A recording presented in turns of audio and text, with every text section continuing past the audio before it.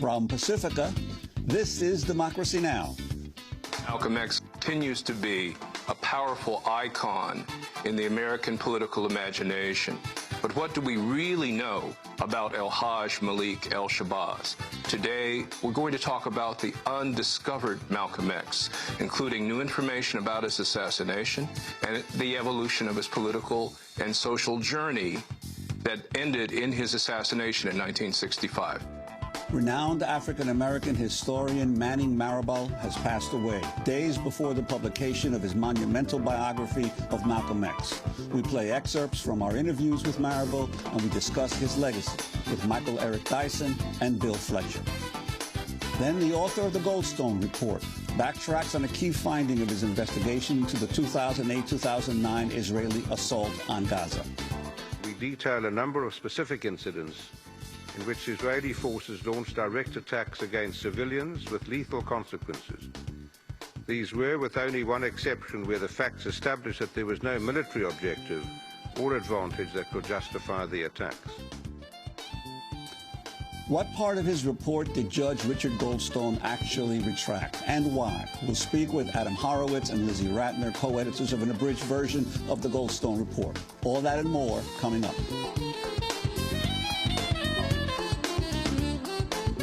Welcome to Democracy Now!, democracynow.org, the War and Peace Report. I'm Juan Gonzalez. In Japan, the Tokyo Electric Power Company has begun releasing over 11,000 tons of radioactive water into the ocean while it attempts to find the source of radioactive leaks at the crippled Fukushima Daiichi nuclear power complex. The water being released is about 100 times more radioactive than legal limits. Meanwhile, water that is far more radioactive continues to gush into the ocean due to a large crack in a 6-foot-deep pit at the nuclear plant. Over the weekend, workers at the plant used sawdust, shredded newspaper, and chemicals in an attempt to plug the area.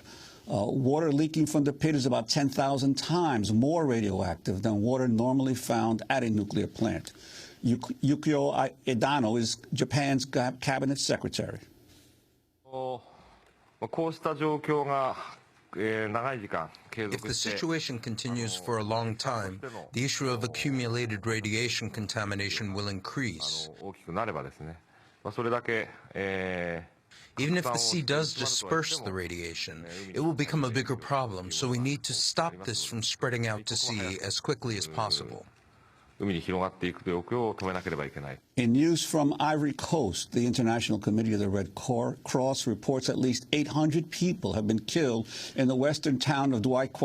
It is not clear who the perpetrators were, but the killings took place in an area under the control of forces fighting to install the country's internationally recognized president, Alassane Ouattara. Corinne Dufka is a senior researcher in Human Rights Watch's Africa Division. We're trying to understand their, who the victims are. Clearly, it was an area that fell to the forces loyal to Ouattara, but we understand, obviously, hundreds of people have been killed in that area, and we're trying to get more information about it. We have also received reports of very serious abuses committed in the West by both sides again, but this is an area that's pretty much of a no-go area right now for international human rights investigators. Fighting has also intensified in Ivory Coast's main city of Abidjan, where forces loyal to Ouattara are battling loyalists of the incumbent president Laurent Gbagbo. French troops have now seized control of the city's airport. Much of the city is facing a humanitarian crisis. People are absolutely desperate. No food. Water has been cut off in many areas, and then, obviously, on top of that, they have had to deal with the tension from fighting and fears that they will be attacked from one side or the other. So a very desperate situation indeed. In Afghanistan, protests against the burning of a Koran by an American pastor have entered their 4th day. On Friday, 7 employees of the United Nations were killed in the northern Afghan city of Mazar-i-Sharif after local residents stormed the UN compound following a protest against Koran burnings. The attack shocked many Afghan observers because Mazar-i-Sharif has long been considered one of Afghanistan's safest cities. Stefan de Mistura is the UN envoy to Afghanistan. Freedom of speech does not mean freedom of offending culture, religion, traditions, especially when there are so many of us both civilians and frankly military, in many parts of the world, and particularly in Afghanistan. So I think the main blame we have is about the irresponsible gesture that was made on that case. The proof is that those who entered our building were actually furiously angry about the issue about the Quran. There was nothing political there. Meanwhile, in Pakistan, at least 50 people have died after two suicide bombers attacked a Sufi shrine where hundreds had gathered for a religious ceremony. In news from the Middle East, the New York Times is reporting the Obama administration is now privately pushing for a way for Yemen's President Ali Abdullah Saleh to be eased out of office. Saleh has ruled Yemen for over 3 decades and has been a close partner to the United States in counterterrorism operations. The Times reports the key to Saleh's departure would be arranging a transfer of power that would enable U.S. counterterrorism operations in Yemen to continue. Meanwhile, the Yemeni government is continuing to use violent force to crush anti-government protests. At least 12 protesters were killed earlier today in the city of Taiz when security forces opened fire. In the port city of Hodaya, armed men in civilian clothes opened fire on protesters, wounding at least 300 people. In news from Libya, there are a number of reports that the Gaddafi regime may be seeking a way out of the military conflict. Gaddafi's deputy foreign minister has traveled to Greece to discuss a possible ceasefire. Meanwhile, the New York Times reports that at least 2 of Gaddafi's sons are proposing a resolution that would entail pushing their father aside to make way for a transition to a constitutional democracy under the direction of one of the sons. Meanwhile, at least 13 Libyan rebels died Saturday in a NATO-led airstrike. In Syria, government snipers killed at least 15 people on Friday in the city of Douma. Meanwhile, Mohammed Radwan has spoken to the press after being released from a Syrian prison. Radwan is the Egyptian-American who was accused of being an Israeli spy after he was caught taking photographs at a demonstration. That day there was nothing. It was a Friday, and I was in the Amawi Mosque. And then all of a sudden people got up in the middle of prayers, and so I went and stood with them. And everyone was carrying a mobile phone, so I took mine out too, and began to take pictures. And then all of a sudden a man came up to me, took me aside, and told me to come with him. That's all. I found myself in a car with him, and they took me to a place, and I wasn't sure where I was. Oil giant BP has requested permission to resume offshore drilling in the Gulf of Mexico, less than 1 year after a rig the company had leased in the region exploded, killing 11 workers and resulting in the largest oil spill in U.S. history. BP is seeking to resume drilling at 10 existing wells in the Gulf this July. The request to United States regulators comes just 1 week after the Justice Department confirmed the company was facing potential manslaughter charges and other civil and criminal penalties in connection with the explosion and the deaths of the workers. In related news, Transocean, the company that owned the offshore rig that exploded last year, has awarded its top executive bonuses for achieving what it described as, quote, the best year in safety performance in our company's history. The bonus for Transocean CEO Steve Newman reached nearly $400,000.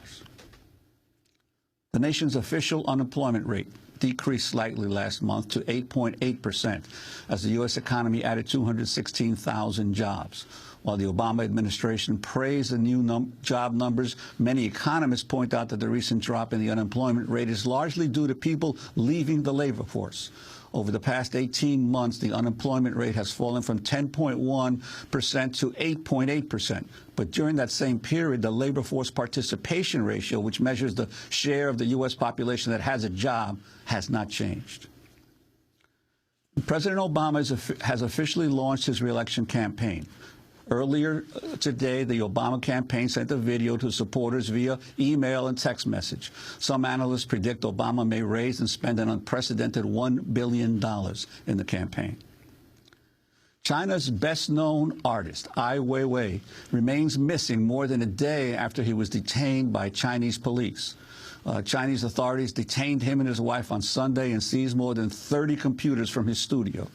Ai Weiwei is best known for designing the Bird's Nest Stadium for the 2008 Olympic Games in Beijing. In March, Ai Weiwei accused the Chinese government of trying to silence dissident voices.